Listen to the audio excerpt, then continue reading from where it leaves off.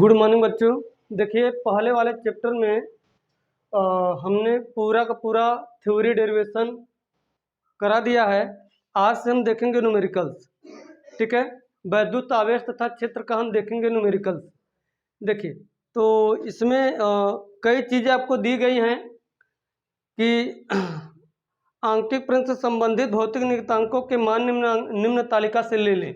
आप कुमार मित्तल की बुक खोलेंगे तो वहाँ पर दिया है न्यूमेरिकल से पहले कि विद्यार्थी अपने आंकिक प्रश्न से संबंधित भौतिक नियतांकों के मान निम्न तालिका से ले लें। आप जब एग्जाम में बैठेंगे तो वहाँ पर भी पेपर में लास्ट साइड में दिया रहता है, सभी वैल्यू दिए रहते हैं जो आपके प्रश्न पत्र में जरूरी होते हैं, तो साइड में दिए रहते हैं, तो उससे आपको घबराने की जरूरत नहीं है। देखिए इलेक्ट्रॉन का द्रव्यमान दिया है 9.0 गुणे 10⁻31 की ग्रा। प्रोटॉन का द्रव्यमान दिया रहेगा 1.7 गुणे 10⁻27 की ग्रा। अल्फा कण का द्रव्यमान दिया रहेगा 6.6 गुणे 10⁻27 की ग्रा। इलेक्ट्रॉन का आवेश दिया रहेगा, प्रोटॉन का आवेश, इलेक्ट्रॉन का आवेश जो रहेगा ऋणात्मक रहेगा, प्रोटॉन का आवेश जो रहता है वो धनात्मक रहता है। लेकिन सदिश राशियों की गणना करते समय इलेक्ट्रॉन के मान को भी धनात्मक रखते हैं और प्रोटॉन को मान को भी धनात्मक में रखते हैं। इस बात को याद रखना। अल्फा कण का आवेश जो होता है 2 इलेक्ट्रॉन के बराबर होता है, तो एक इलेक्ट्रॉन का अगर आवेश 1.6 गुणे 10⁻19 की ग्रा है, 19 कूलम है, तो अल्फा कण पर आवेश कितना हो जाएगा 3.2 गुणे 10⁻19 कूलम हो जाएगा। चलिए एप्सिलॉन नॉट का मान पता रहता है 8.85 गुणे 10⁻12 ना। उसके बाद कैपिटल जी का मान दिया रहेगा। इस प्रकार सारी चीज़ें दी रहेगी। चलिए देखिए तो यहाँ पर पहला जो क्वेश्चन है करा एक इलेक्ट्रॉन पर दिया है कि एक इलेक्ट्रॉन पर 1.6 गुणे 10⁻19 कूलम आवेश होता है।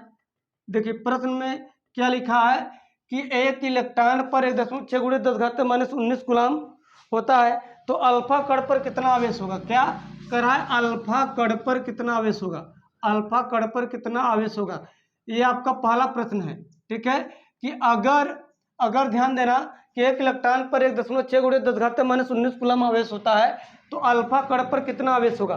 तो ध्यान दीजिएगा जो अल्फा कण होता है, अल्फा कण पर आवेश बराबर न 2 इलेक्ट्रॉन। ठीक है, अल्फा कण पर कितना आवेश होगा, 2 इलेक्ट्रॉन के बराबर होगा। तो यहाँ पे लिख सकते हैं अल्फा कण पर आवेश तब हो जाएगा, अल्फा कण पर आवेश कितना हो जाएगा 2 इलेक्ट्रॉन के बराबर, तो 2 गुणे 1 इलेक्ट्रॉन का जो मान होता है 1.6 गुणे 10⁻19 कूलम। या आप ऐसे भी याद कर सकते हैं कि अल्फा कण पर जो आवेश होता है 3.2 गुणे 10⁻19 कूलम।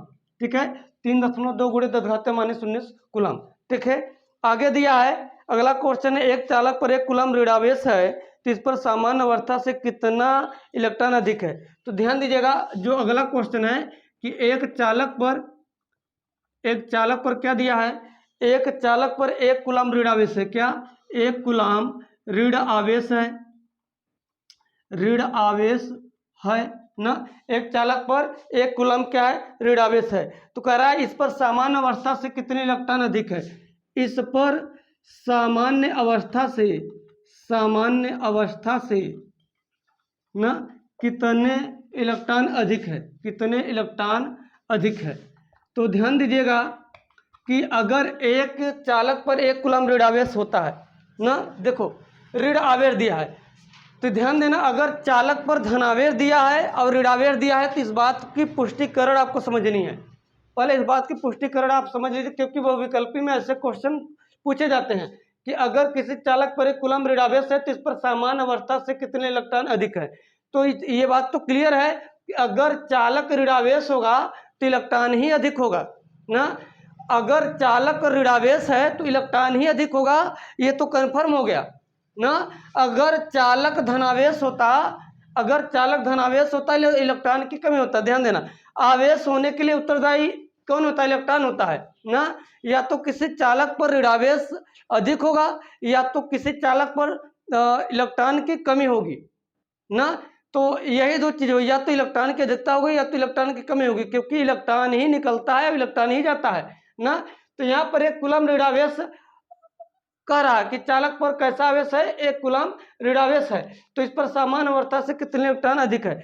तो हमने बताया था आवेश का क्वांटीकरण में Q बराबर एन इंटू ई ना, बताया गया था आवेश के क्वांटीकरण में Q बराबर एन इंटू ई। तो कितना है, 1 कूलम आवेश है, ऋणावेश है, तो एक कर सकते हो एन इंटू ई का मान 1.6 गुणे 10 घात माइनस 19। चलिए अब 10 घात माइनस 19 को 75 करोगे साइड 10 घात प्लस 19 हो जाएगा ना, बराबर एन इंटू 1.6। चलिए 1.6 को डिवाइड करो तो 10 घाते प्लस 19 बटे में 1.6 इक्वल टू एन। अगर हम इसको लिखना चाहें तो ऐसे लिख सकते हैं 10 गुणे 10 घाते प्लस 18 ना, 10 गुणे 10 घाते प्लस 18 बटे में 1.6 इक्वल टू एन। अगर 1.6 से 10 कटाएंगे तो 6.25 इंटू 10 पावर 18, यानी कि उस चालक पर इतने इलेक्ट्रॉन की क्या होगी, अधिकता होगी। उस चालक पर इतने इलेक्ट्रॉन की क्या होगी, अधिकता होगी। अगर 1 कूलम ऋणावेश है तो चालक पर क्या होगा, इलेक्ट्रॉन की अधिकता होगी। अगर इतना धनावेश होता है 1 कूलम का तो इतना इलेक्ट्रॉन की कमी होती है ना। इतने इलेक्ट्रॉन की अधिकता है तो इतने इलेक्ट्रॉन उसमें अधिक होंगे। अगर यही ऋणावेश की जगह धनावेश होता तो आंसर यही आता, लेकिन हम लिखते क्या, इलेक्ट्रॉन की कमी है, तो यहाँ पे लिखेंगे इलेक्ट्रॉन की अधिकता है ना, इलेक्ट्रॉन की अधिकता है। चलिए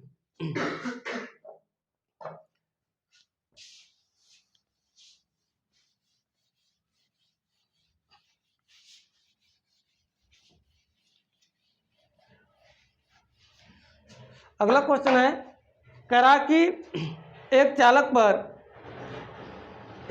पर 2.4 गुणे 10 घात माइनस 18 कूलम धनावेश है, इस पर चालक पर कितने इलेक्ट्रॉनों की अधिकता या कमी है। देखिए करा एक चालक पर ना, कोई चालक है कोई कंडक्टर है, एक चालक पर 2.4 गुणे 10 घात माइनस 18, ठीक है, 2.4 गुणे 10 घात माइनस 18 कूलम धनावेश है। क्या, इतना कूलम धन आवेश है, समझिएगा, इतना कूलम क्या है, धनावेश है। अगर चालक पर इतना धनावेश है 2.4 गुणे 10 घात माइनस 18 कूलम धनावेश है, इस चालक पर कितने इलेक्ट्रॉनों की अधिकता या कमी। करा चालक पर कितने इलेक्ट्रॉन की अधिकता या कमी है, समझिएगा। पहले हम इलेक्ट्रॉन की अधिकता या कमी की बात कर लेते हैं। अगर चालक पर इतना धन आवेश है ना, अगर चालक पर इतना धन आवेश है यानी कि आवेश क्या है, धनात्मक है ना, तो कहीं न कहीं इलेक्ट्रॉन की कमी है। इतना तो क्लियर हो गया कि अगर धनावेश है तो इलेक्ट्रॉन की कमी होगी ना, तो यानी कि ये क्लियर हो गया कि इलेक्ट्रॉन की क्या होगी, कमी होगी, अधिकता तो हो ही नहीं सकती।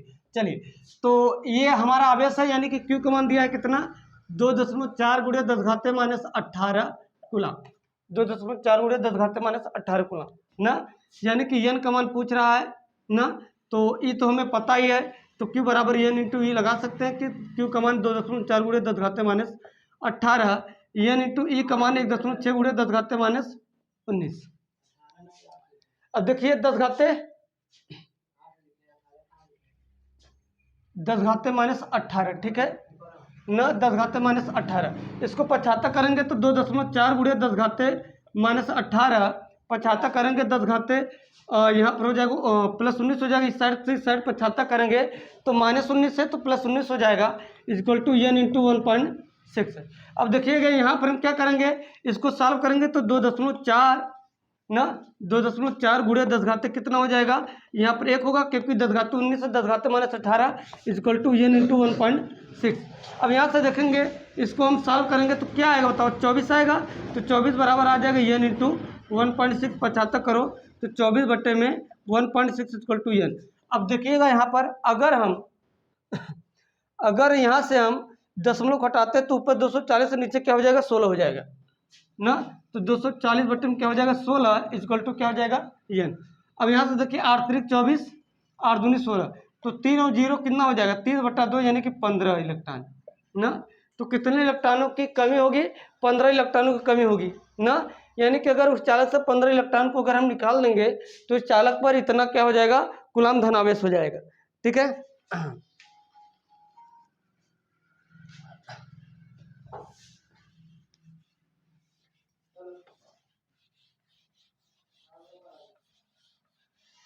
चलिए अगला क्वेश्चन देखते हैं, किसी धातु को, ध्यान दे रखा रहा है, किसी वस्तु को, ध्यान दीजिए, क्या, किसी वस्तु को 4.8 गुणे 10 घाते माइनस 19 कूलाम से 4.8 गुणे 10 घाते माइनस 19 कूलाम से धनावेशित करने के लिए, क्या धनावेशित करने के लिए, ठीक है, धनावेशित करने के लिए। देखिए किसी चालक किसी वस्तु को 4.8 गुणे 10 घाते माइनस 19 कूलाम से धनावेशित करने के लिए कितने इलेक्ट्रॉन निकाले जाएं कि, ध्यान देना, कितने इलेक्ट्रॉन ना निकाले जाएं कि, कितने इलेक्ट्रॉन निकाले जाए कि, देखो इलेक्ट्रॉन को निकालने की बात कर रहा है, कितने इलेक्ट्रॉन निकाले जाए कि ज्ञात कीजिए, ना कितने इलेक्ट्रॉन निकाले जाए कि ज्ञात कीजिए, समझे। कह रहा कि अगर किसी वस्तु को 4.8 गुणे 10 घाते माइनस 19 कूलाम से आवेशित करना, मतलब कि धनावेशित करना है, यानी कि किसी चालकों में आवेशित करना है, लेकिन इतने कूलाम से आवेशित करना है ना, इतने कूलाम से धनावेशित करना है, तो उस चालक से कितने इलेक्ट्रॉन निकालना होगा ना, यानी एन का मान पूछ रहा है, यानी कि कितने इलेक्ट्रॉन को निकालना होगा। तो Q बराबर कितना है, 4.8 गुणे 10 घाते माइनस 19 कूलाम धनावेश, यानी कि आवेश है, इतना धनावेश है, तो एन का मान पूछ रहा है, ए का मान होता है 1.6 गुणे 10 घाते माइनस 19।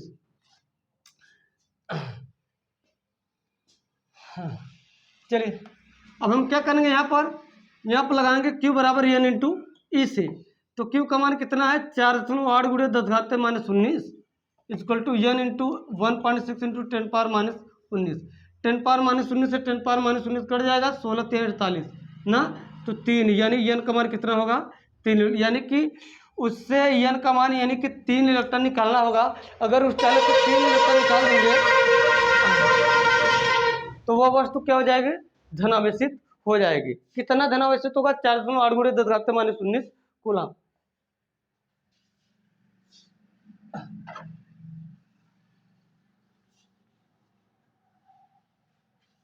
अगला क्वेश्चन है 7n14 पर, 7n14 पर, ठीक है, नाइट्रोजन का परमाणु क्रमांक 7 होता है, परमाणु भार कितना होता है 14। तो नाभिक पर कूलाम में आवेश की गणना कीजिए, पर नाभिक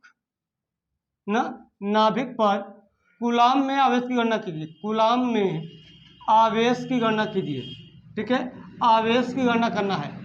करा 7n14 नाभिक पर कूलाम में आवेश की गणना कीजिए। चलिए देखिए, तो अगर यहाँ पर देखा जाए तो इसका परमाणु क्रमांक कितना है, 7 है। तो हम जानते हैं नाभिक पर हमें गणना करना है, तो नाभिक क्या होता है बताइए, नाभिक धनावेशित होता है ना, नाभिक कैसा होता है, नाभिक धनावेशित होता है। तो ध्यान देना कि अगर इसका परमाणु क्रमांक 7 है तो परमाणु क्रमांकों की संख्या बराबर इलेक्ट्रॉनों की संख्या बराबर प्रोटॉनों की संख्या होता है ना, परमाणु क्रमांकों की संख्या बराबर, क्योंकि जो इलेक्ट्रॉन होता है, समझिएगा, जो इलेक्ट्रॉन होता है नाभिक के बाहरी कक्षा में क्या करता है, चक्कर लगाता है चारों तरफ। तो नाभिक पर हमें गणना करना है। तो नाभिक कैसा होता है, नाभिक के अंदर अगर हम बात करें तो नाभिक के अंदर क्या होता है, प्रोटॉन और न्यूट्रॉन संयुक्त रूप से बंधे रहते हैं ना, नाभिक के अंदर प्रोटॉन और न्यूट्रॉन क्या होते हैं, संयुक्त रूप से बंधे रहते हैं। अगर प्रोटॉन और न्यूट्रॉन संयुक्त रूप से बंधे रहते हैं तो नाभिक पर अगर आवेश की गणना करना है कूलाम में, तो कहीं न कहीं यहाँ पर जो 7 होगा हम प्रोटॉन लेंगे न कि इलेक्ट्रॉन लेंगे। इस बात को ध्यान रखना है, यहाँ पर काफ़ी कन्फ्यूजन हो जाता है कि यहाँ पर हम जो एन का मान यहाँ पर 7 है, वहाँ पर हमें इलेक्ट्रॉन लेना है कि प्रोटॉन लेना है ना, यहाँ पर जो 7 है यहाँ पर इलेक्ट्रॉन लेना है कि प्रोटॉन लेना है।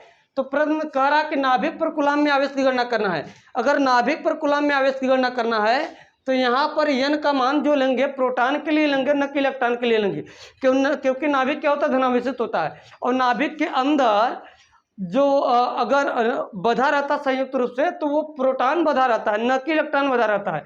तो इस बात की पुष्टिकरण यहाँ पर होती है। तो जो एन का मान होगा किसका होगा, प्रोटॉन का। तो यहाँ लिखेंगे नाभिक पर एन का मान जो होगा क्या होगा, 7 प्रोटॉन होंगे। क्या होंगे, 7 प्रोटॉन होंगे। ये बातें क्लियर हो गई। चलिए, तो यहाँ पर हम लिखेंगे Q बराबर एन इंटू ई सी, ठीक है। तो चलिए, तो Q ही निकालना है, तो एन का मान कितना है 7, ई का मान 1.6 इंटू 10 पावर माइनस 19 ना, तो 16 सत्ते 112 हो जाएगा। तो Q बराबर हो जाएगा 11.2 गुणे 10 घाते माइनस 19, यहाँ आप लिख सकते हैं 1.12 गुणे 10 घाते माइनस 18 कूलाम। इतना क्या होगा, धनावेश होगा, क्योंकि प्रोटॉन हमने लिया है, ठीक है। तो कितना हो गया 1.12 गुणे 10 घात माइनस 18। ठीक है,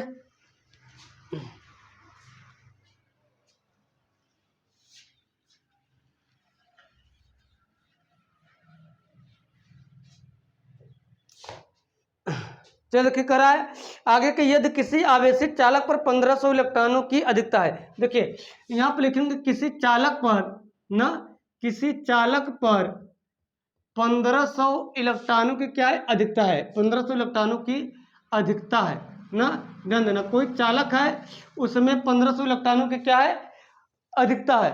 अब देखिए आगे करा तो उस चालक पर उपस्थित आवेश की प्रकृति तथा कूलाम में आवेश की मात्रा ज्ञात कीजिए। देखिए चालक पर आवेश की प्रकृति की गणना कीजिए, ठीक है, चालक पर आवेश की प्रकृति की गणना कीजिए और तथा कूलाम में आवेश की मात्रा ज्ञात कीजिए, तथा कूलाम में आवेश की मात्रा ज्ञात करना है, कूलाम में आवेश की मात्रा ज्ञात करना है, आवेश की मात्रा की गणना कीजिए। ध्यान देना तो कोई चालक है उस पर 1500 इलेक्ट्रॉनों की अधिकता है, अगर 1500 इलेक्ट्रॉनों की अधिकता है तो प्रकृति कैसी हो जाएगी, ऋणावेशित हो जाएगी ना। अगर चालक पर 1500 इलेक्ट्रॉन की अधिकता, 1500 इलेक्ट्रॉन की क्या एक भी अगर इलेक्ट्रॉन की अधिकता हो जाती है तो भी चालक ऋणावेशित होता है ना, तो भी चालक कैसा होगा ऋणावेशित होगा ना। 1500 इलेक्ट्रॉनों की अधिकता है तो चालक क्या होगा ऋणावेशित होगा। ठीक है, चलिए तो आवेश की प्रकृति पता चल गया कि आवेश की प्रकृति कैसे होगी ऋणावेशित होगी, तथा कूलाम में आवेश की मात्रा ज्ञात कीजिए। ठीक है, तथा कूलाम में आवेश की मात्रा ज्ञात कीजिए। चलिए आवेश की मात्रा को ज्ञात करते हैं तो एन का मान कितना है 1500 ना, 1500 इलेक्ट्रॉन की अधिकता है तो 1500 इलेक्ट्रॉन होगा ना। चलिए तो ई का मान जो होता है 1.6 गुणे 10 घात माइनस 19 ना। आवेश की मात्रा निकालना है तो Q बराबर क्या होगा एन इंटू ई से। चलिए एन का मान कितना है 1500, ई का मान 1.6 इंटू 10 पावर माइनस 19 ना। चलिए डबल जीरो यहाँ से तो हो जाएगा Q बराबर 15 गुणे 1.6 गुणे 10 घात माइनस कितना हो जाएगा 17। ठीक है, अच्छा तो यहाँ से देखिए 15 और यहाँ पर क्या है 1.6, अगर हम 1.6 गुणा यहाँ करें तो 15 धाम में 150 ना और 15 छक्का 90, तो 150 में अगर हम 90 जोड़ेंगे तो कितना होगा 240 ना। और ये काम को दशमलव लगा है तो हम लिख सकते हैं 24 गुणे 10 घात माइनस 17।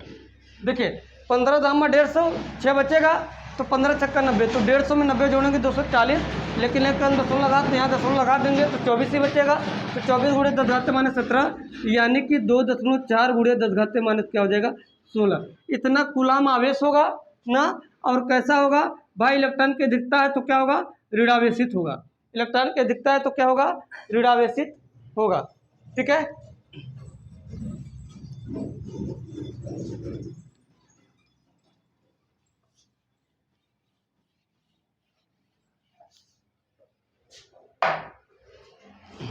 चलिए देखिए अगला क्वेश्चन है करा कि एक चालक पर 500 इलेक्ट्रॉनों की कमी है, इस पर आवेश की मात्रा तथा प्रकृति ज्ञात कीजिए। ध्यान देना लगा लेना है, क्वेश्चन है कुमार मित्तल का 7वां क्वेश्चन है। एक चालक पर 500 इलेक्ट्रॉनों की क्या है कमी है, अगर 500 इलेक्ट्रॉनों की कमी है तो प्रकृति कैसी होगी धनावेशित होगी ना, प्रकृति कैसी होगी धनावेशित होगी। करा इस पर आवेश की मात्रा तथा प्रकृति ज्ञात कीजिए, तो प्रकृति कैसे होगी, अगर इलेक्ट्रॉन की कमी है तो प्रकृति धनावेशित हो जाएगी ना। तो आवेश की मात्रा कूलाम में क्या होगा Q बराबर एन इंटू ई, एन का मान कितना दिया 500 और ई का मान 1.6 गुणे 10 घात माइनस 19 कूलाम है तो निकाल लेंगे आराम से। ठीक है, चलिए आगे देखिए। अब यहाँ पर देखिए एक क्वेश्चन आया है, अच्छा क्वेश्चन है। देखिए जो एक ही टाइप के क्वेश्चन होगा उसको हम छोड़ते जाएंगे, इसके अलावा बताते जाएंगे। चलिए देखिए कह रहा है यदि शुद्ध जल का परावैद्युतांक कितना है 81 है, यदि शुद्ध जल का परावैद्युतांक क्या है 81 है, परावैद्युतांक 81 है ना। यदि शुद्ध जल का परावैद्युतांक क्या है 81 है तो कह रहा है इसकी निरपेक्ष वैद्युतशीलता कितनी होगी, कह रहा तो इसकी निरपेक्ष वैद्युतशीलता कितनी होगी, वैद्युतशीलता कितनी होगी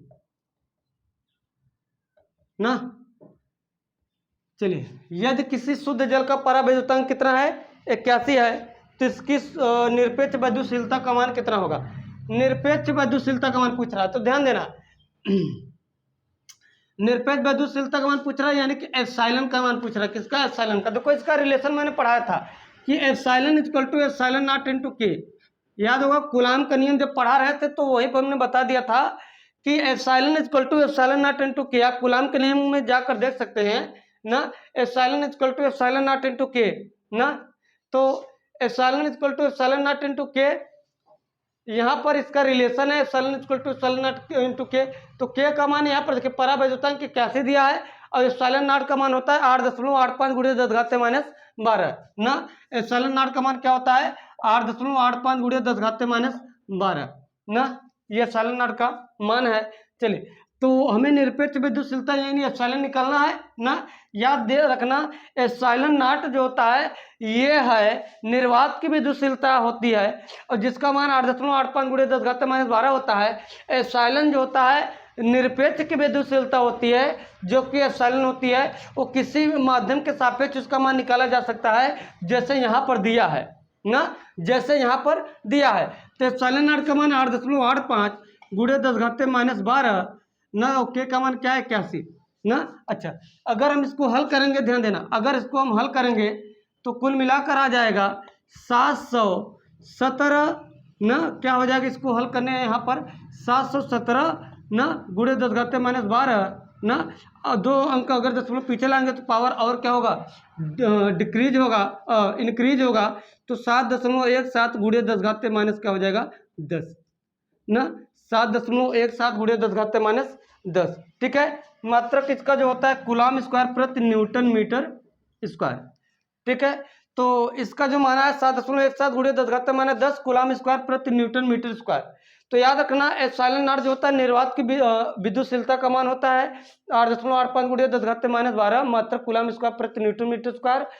अब एप्सिलॉन का मान कैसे निकालेंगे, तो किसी माध्यम के सापेक्ष दिया रहेगा, जैसे यहाँ पर दिया है के का मान, और एप्सिलॉन नॉट का मान तो क्लियर रहता है ना। यही इसको हल करेंगे तो मान आ जाएगा 7.17 गुणे 10⁻10 कूलाम स्क्वायर प्रति न्यूटन मीटर स्क्वायर।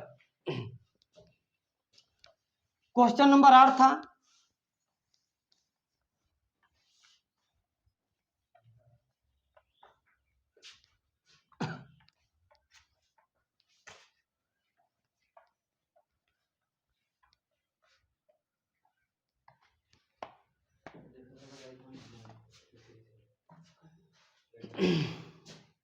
चलिए,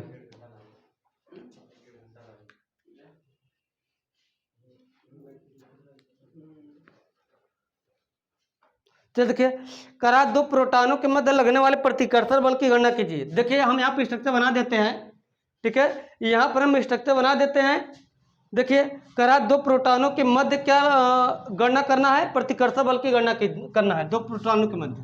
चलिए देखिए, तो जैसे यहाँ पर हम बना लेते हैं कि एक प्रोटॉन मान लो बिंदु ए पर है, प्रोटॉन बिंदु बी पर है ना।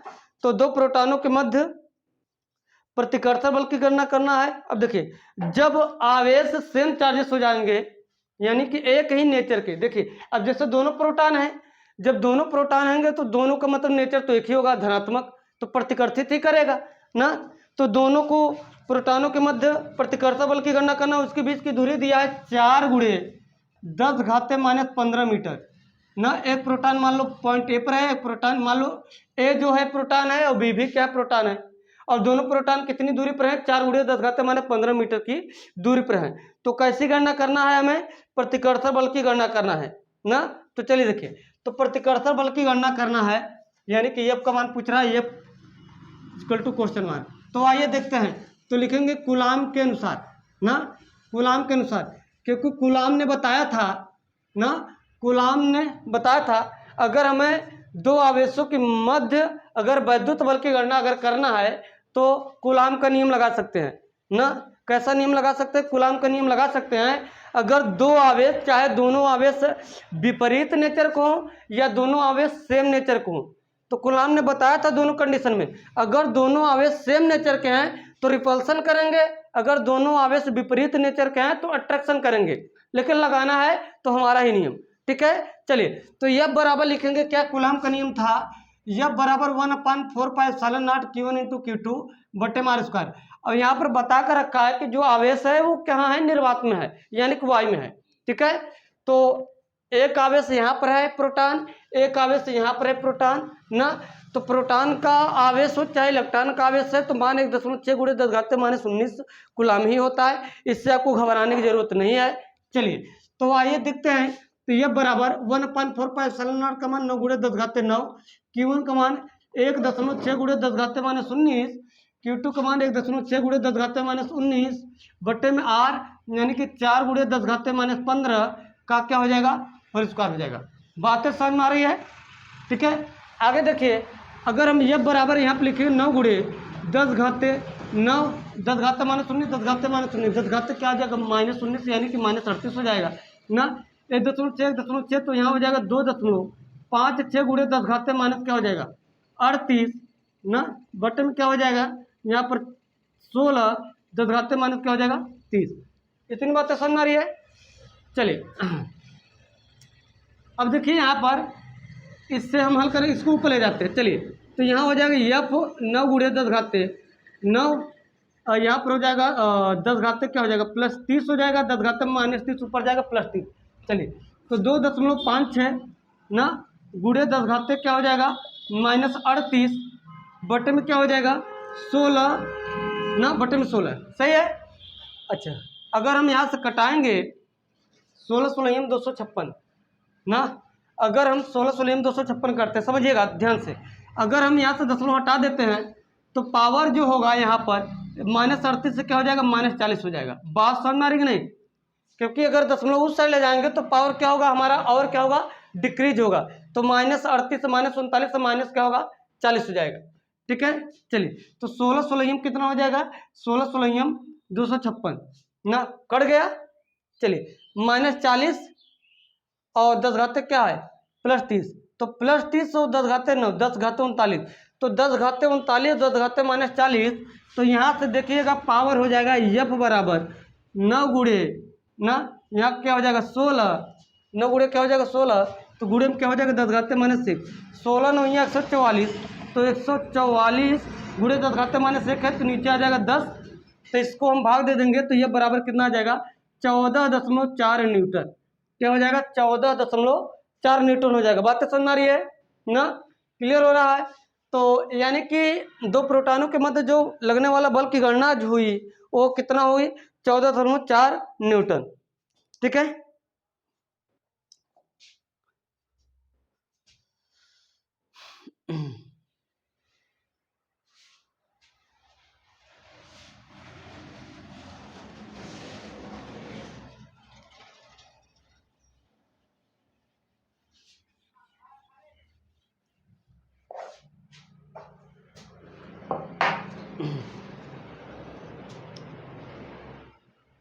चलिए आगे देखिए,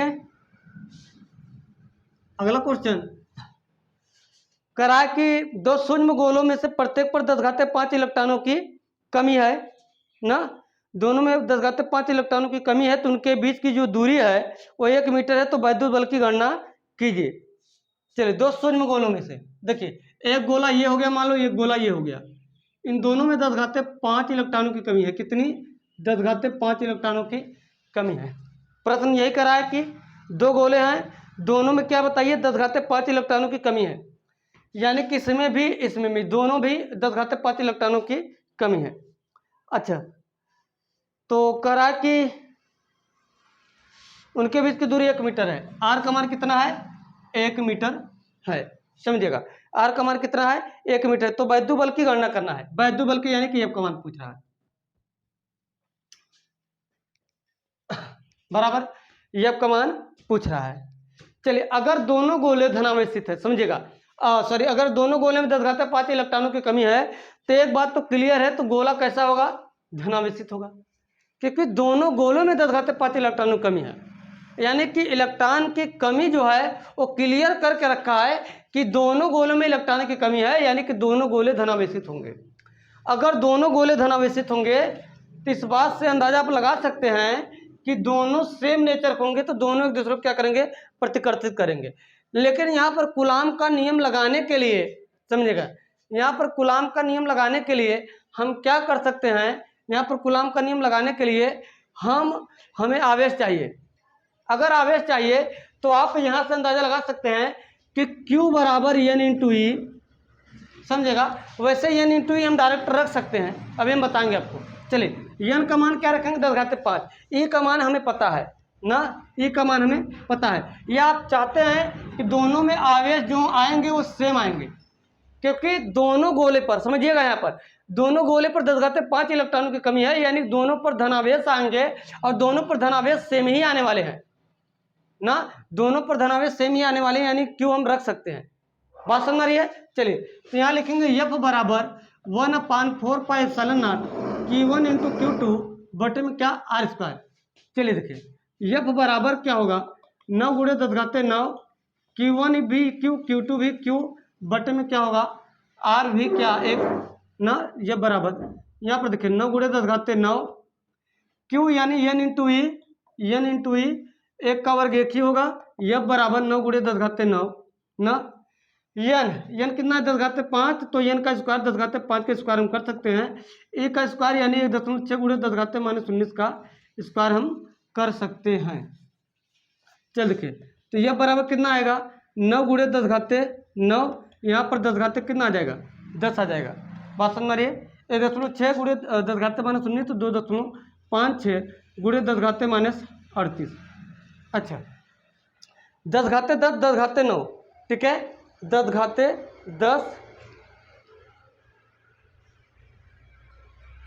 10⁻9, ठीक है।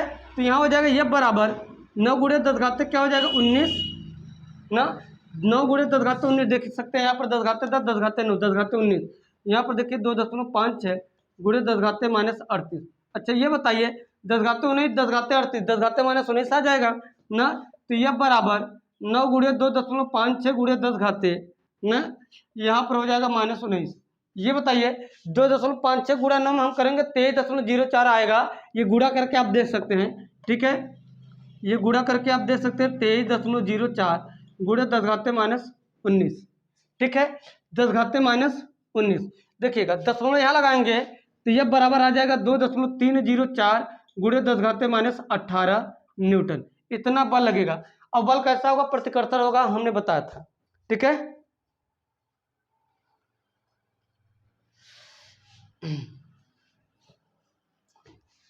इतनी बातें समझ में आई। चलिए अब इसके आगे कल बताया जाएगा, ठीक है।